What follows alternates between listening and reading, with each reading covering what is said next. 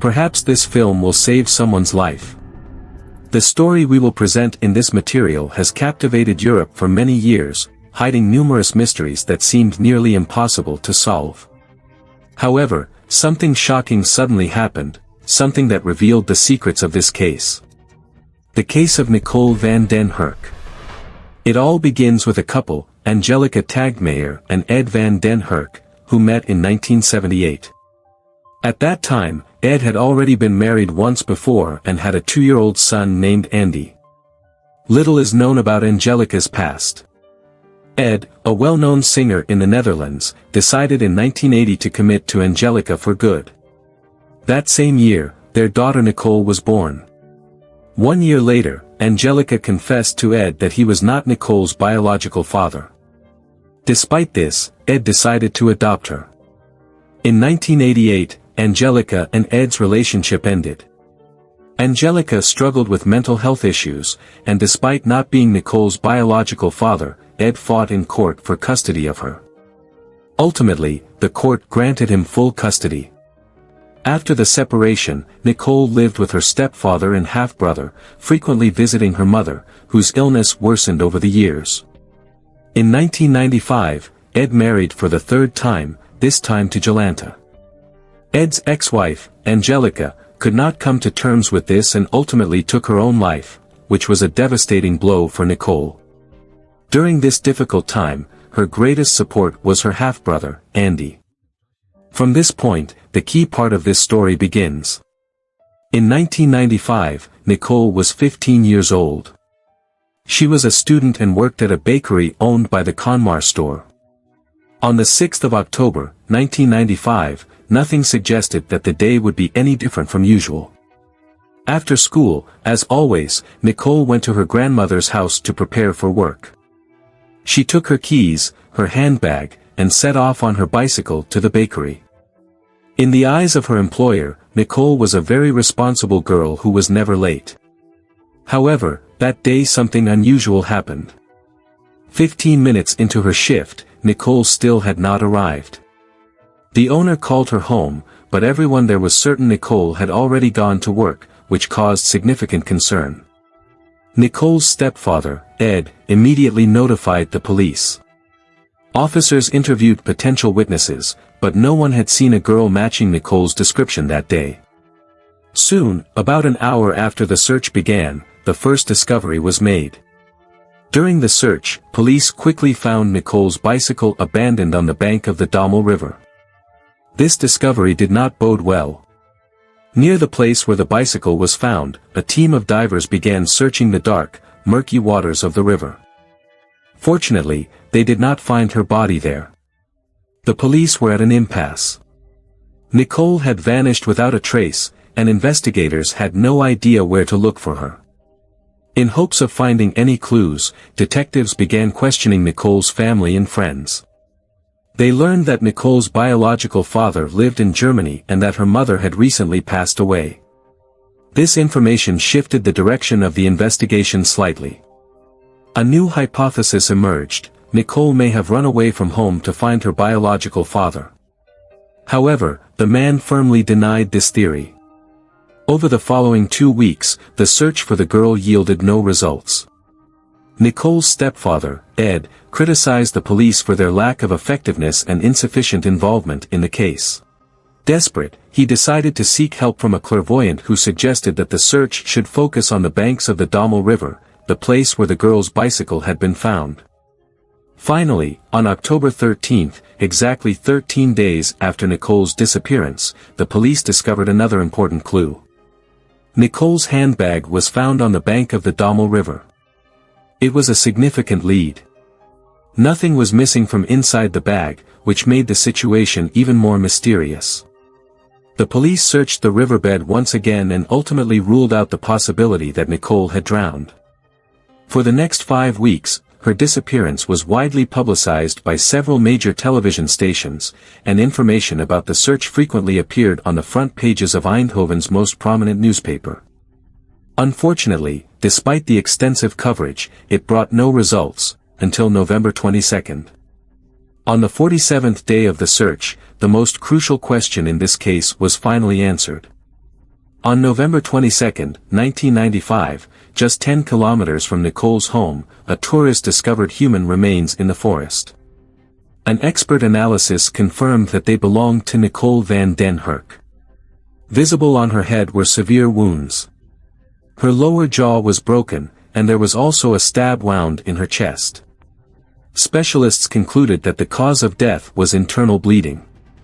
Now, one important question, what had happened to Nicole, was replaced by another equally significant one, who was responsible for her death. Yet even in this matter, the police had few leads.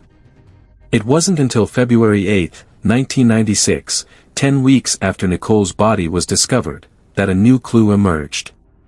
On that day, a woman from Eindhoven, arrested in the United States for smuggling illegal substances, claimed she knew who was responsible for the girl's death. She provided a name that was well known to Nicole's stepfather. The woman claimed that Nicole, like herself, had been involved in dealing illegal substances, which had ultimately led to her death. However, the police found no evidence to support her claims, and much indicated that the woman had fabricated the story to secure extradition from the United States to the Netherlands. Eventually, the authorities decided to arrest Nicole's stepfather and brother. After 4 days in custody, however, both were released due to a lack of solid evidence against them. Week after week, month after month, the investigation stalled. Soon, the case was shelved in the police archives, where it remained for 9 years. In 2005, the investigation was reopened, but only briefly, no new evidence was found. Thus, once again, Nicole's case was closed. That was until something shocking happened. On March 8, 2011, 16 years after the girl's death, her brother Andy posted a message on Facebook. "Today I will be arrested for Nicole's murder. I confessed. I will contact you soon." People were shocked by this news. For 16 long years, the perpetrator had been right under the investigators' noses, yet no one had linked him to the tragedy. When Andy revealed his secret, he was living in England. That same day, he was arrested there. He spent the next 3 weeks in England before being transferred to the Netherlands on March 30, 2011.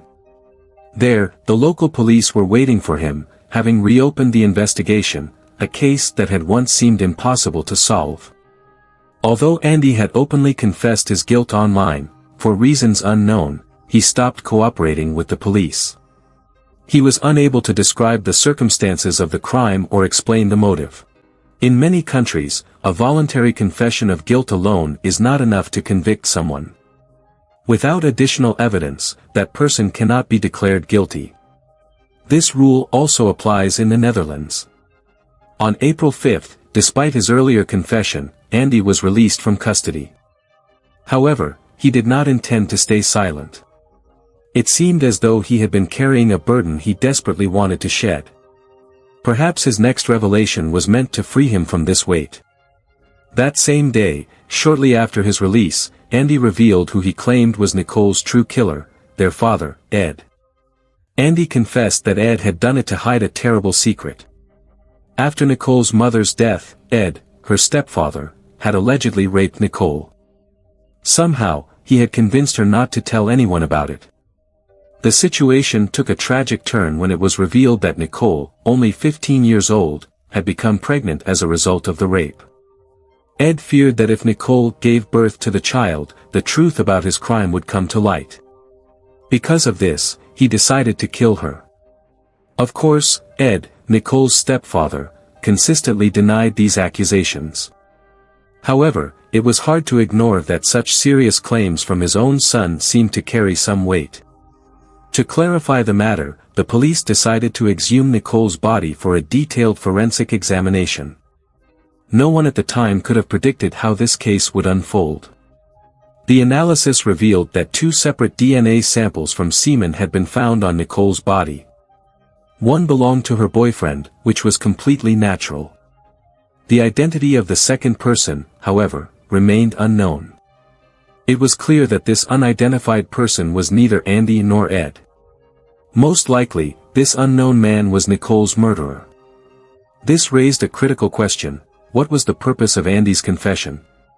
Why had he first admitted to the crime and then accused his father? Andy answered one of these questions in an interview. He believed that his sister's case needed to be reopened. Over the 16 years since her death, forensic technology had advanced significantly, and what had seemed useless in 1995 could now, with updated methods, help uncover the truth.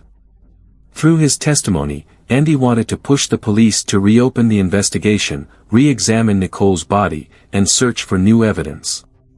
To achieve this, he did not hesitate to accuse his own father, knowing that Ed was innocent and wouldn't face serious consequences.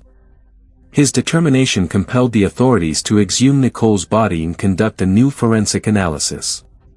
Andy's sacrifice was not in vain. In 2012, the police successfully identified the man whose semen had been found on Nicole's body. Who was this man? His name was Reyes D.G. At the time of Nicole's death, he was 28 years old. By 2012, he had already been convicted several times, once for assaulting his girlfriend and another time for attacking a woman riding a bicycle, an incident that closely resembled Nicole's case. Additionally, he had spent 5 years in a psychiatric clinic. Reyes became the prime suspect in the assault and murder of Nicole van den Hurk. The trial of the now 48-year-old man began in 2015. His lawyer argued that the presence of semen traces only proved that he had engaged in intimate contact with Nicole, but it did not confirm assault or murder. However, a detailed analysis revealed that in addition to semen traces on Nicole's body and clothing, other DNA evidence linked him to the crime. The prosecutor demanded a 16-year prison sentence along with compulsory psychiatric treatment for him. Unfortunately, the court found Joseph not guilty in relation to Nicole's death, sentencing him only to 5 years in prison for the assault. This sentence also accounted for the time he had already spent in custody. This decision caused outrage in the courtroom. Nicole's family was devastated by the verdict, and many believed the punishment was far too lenient. However, in 2018, the prosecutor successfully appealed for the case to be reconsidered. This time, the accused was found guilty not only of the assault but also of Nicole's death and was sentenced to 14 years in prison. All of this was made possible thanks to the persistence of Nicole's brother, who refused to accept her tragic death. Even after 16 years, he still remembered her and had the courage to do something truly extraordinary. That's all for now. Share your thoughts in the comments, and don't forget to leave a thumbs up if you enjoyed this content. Thank you for watching. Take care of yourselves and your loved ones, and stay safe.